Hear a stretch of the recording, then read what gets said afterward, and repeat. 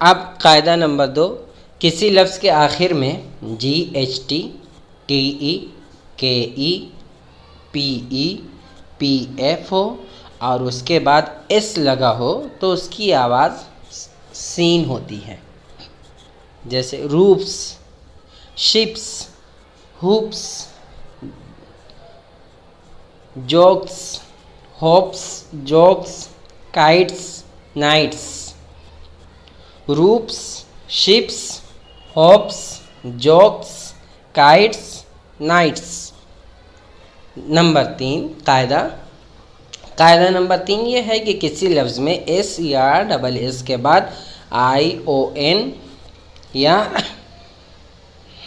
IA हो तो बड़ी शीन की आवाज़ पैदा होती है। शीन, शाह की आवाज़ पैदा होती है।